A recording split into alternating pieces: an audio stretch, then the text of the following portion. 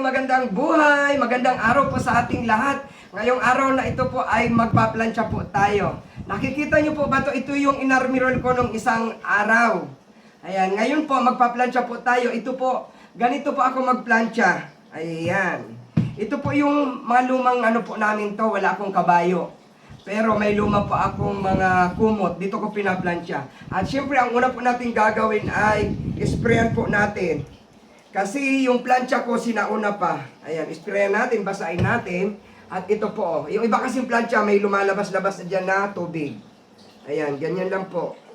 Para tumigas po, kasi ito po yung inarmirol ko nung isang araw. Ayan, ang galing oh, pag nabasa na siya.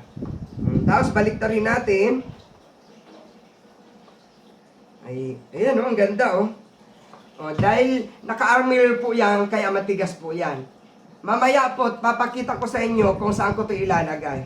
Ayan, maraming salamat. Tuloy lang ha, may isa pa.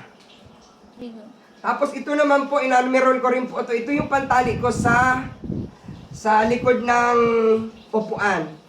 Katulad ng ginawa ko pong isa, i-sprayan ko muna po lahat.